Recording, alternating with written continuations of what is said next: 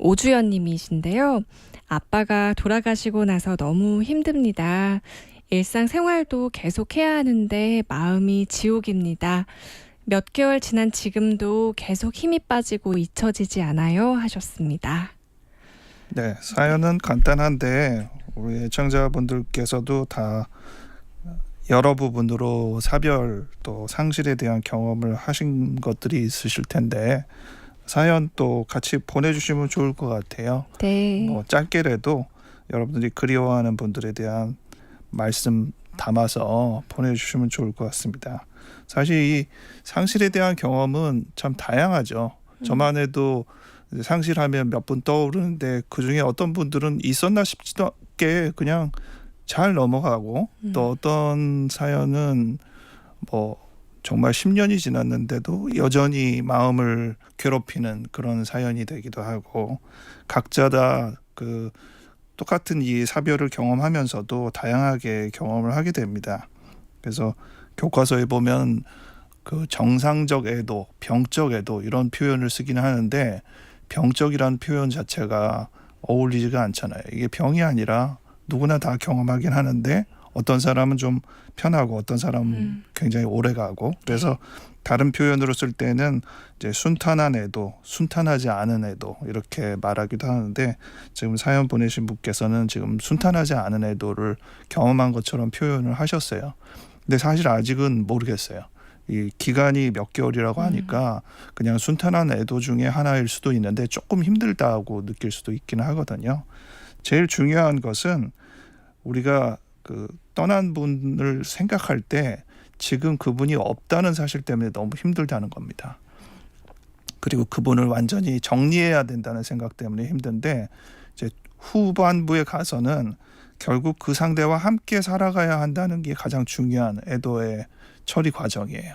네. 그래서 기억이 우리가 있고 그와 함께 살았던 경험이 있으니까 그걸 잘 떠올리시면서 다시 아빠를 마음속에서 기억 속에서 잘 정립하는 게 중요할 것 같아요. 마치 자기 앞에 있는 성이 무너졌지만 그것을 다시 하나하나 차곡차곡 그 기억을 통해서 쌓아가면서 아버지에 대한 부분을 충분히 마음속에 슬퍼하며 애도하며 하지만 영원히 기억하며 보내시기를 바랍니다. 네. 이런 사연 주셨어요. 1623님께서 아버지 돌아가시고 힘들어서 매일 아침마다 시간을 정해서 울면서 기도했어요. 정말 하나님이 만져주시고 회복시켜 주십니다.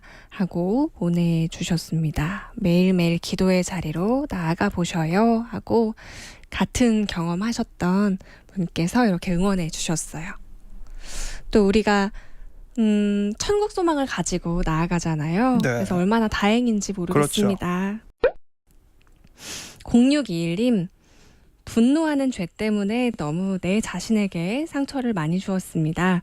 분노를 너무 많이 해서 나 자신도 상처를 많이 받았습니다. 분노의 죄가 너무나 큰 죄란 사실을 저도 알 것 같습니다. 분노로 인해 남들을 파괴하기보다는 저 자신이 많이 망가졌음을 느끼고 있습니다. 하나님께 기도하기는 저를 분노하는 죄에서 말끔히 구원해 주시기를 간절히 기도하는 마음입니다 하셨어요. 네, 분노 부분이 참 어려운 부분이죠. 네. 평소에 화가 많은 사람이 있고 별로 화가 안 건드려지는 사람이 있는데 저는 화가 많은 편에 속하거든요. 저도 그렇습니다. 네, 그래서 화 안 내는 사람이 제일 신기하고 화 낼 법한 상황에서도 평온을 유지하는 사람이 정말 신기합니다. 네. 근데 화를 내는 사람은 어쩔 수가 없어요. 여러 면으로 이제 화내고 그 다음에 또 후회하면서 사과하고 하는 법들을 많이 키워야지 정말 성인 군자 마냥 화 안 내는 사람으로 바뀌기는 참 어려운 것 같아요. 그렇군요. 그리고 이분 사연을 들으면서 제일 제가 좋았던 거는 어떻게 할까요?라고 질문해 주지 않은 거. 본인 스스로가 이 화가 정말 하나님께 나아가고 계시네요. 큰 문제다.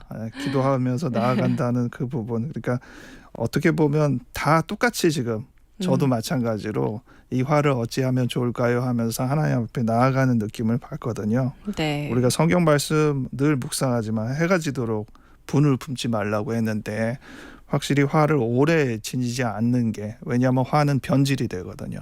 금방 어떤 당연한 목표 때문에 화가 있다라고 생각을 했는데 시간이 지나면 그 목표는 그 당위성은 다 사라지고 오로지 감정만 남아서 어느 방향으로 향할까 다른 방향을 찾고 이런 게 화이기 때문에 화는 결과적으로는 오래 끌지 않는 게 최고다라는 말을 생각하게 되고요.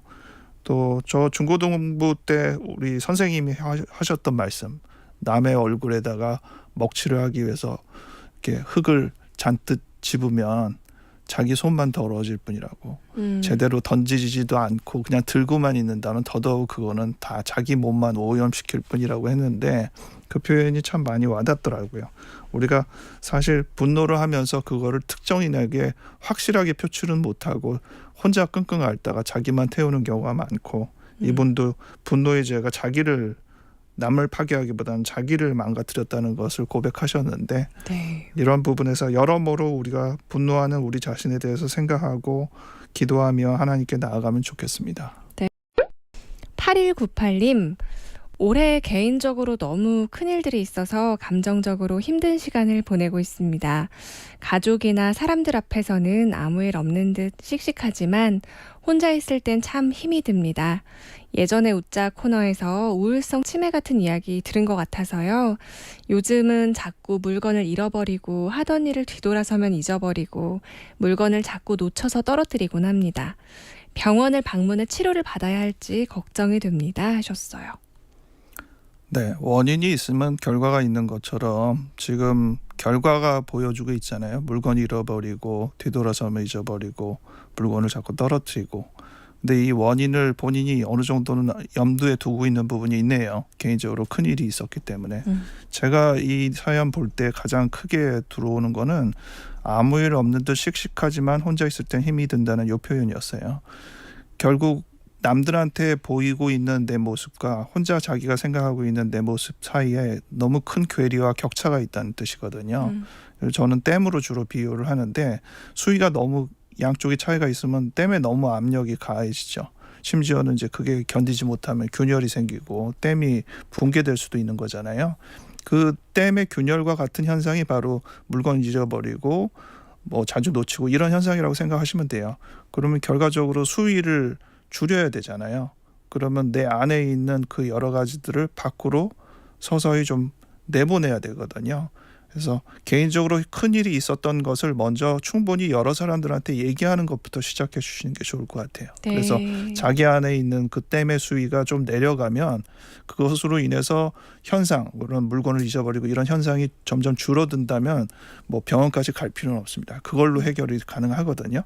그런데 네. 그렇게 했는데도 불구하고 자꾸 현상이 있으면 물론 병원도 고려하시면 좋겠습니다. 네, 힘내셨으면 좋겠습니다. 안녕하세요. 50대 남성인데요. 남자도 갱년기가 오나요? 재미를 찾을 수 없네요 하셨습니다. 네, 갱년기 안 옵니다. 안 오나요? 그래요. 근데 요즘은 네. 그런 호르몬 조사를 좀 하더라고요. 예. 그래서 호르몬이 떨어져 있으니까 남성 호르몬 보충이 필요하다 이렇게 비뇨기과에서 얘기도 하긴 하는데 사실 여성만큼 그렇지는 않아요. 그리고 50대 얼마나 재밌는데요. 네. 농담으로 저희가 하는 말이 있는데 40이면 불혹이라고 말하잖아요. 네. 불혹이란 뜻이 불시에 유혹된다라는 뜻이라고 반대로 얘기를 하거든요. 오히려 유혹이 없는 게 아니라 유혹을 더 쉽게 넘어갈 수 있는 나이가 40대, 50대 넘어가면서 위기라고 저희는 표현을 많이 합니다. 그래서 재미를 찾을 수 없는 건 당연하고 정상적인 과정이 아니고 지금 뭔가 본인한테 변화가 있다는 뜻이니까 그 변화를 찾아보기는 하셔야겠습니다. 네. 0970님. 성인 남자인데 평소에 깔끔한 걸 좋아하는 성격이긴 한데 아침에 화장실 사용 시간이 1시간 이상 걸려서 출근하는데 어려움이 있습니다. 이것도 혹시 결벽증에 해당할까요? 하셨습니다. 네, 해당하죠. 1시간이나 걸리면은 누구나 그것은 결벽증에 해당한다고 말을 해야 될 것 같습니다.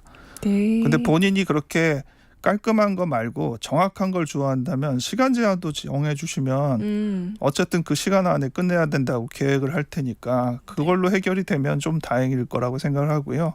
아니면 이래저래 치료나 다른 도움을 받으시는 거는 꼭 필요할 거라고 생각을 합니다. 네. 이게 약간 찜찜하면 다시 하고 다시 하고 이런 경향이 있는데 그 뒤에 있는 다시 하고 부분을 잘라내면 네. 일단은 시간은 줄어들 수 있습니다. 네. 정신의학과 전문의 최의현 원장님과 함께했습니다. 고맙습니다. 감사합니다.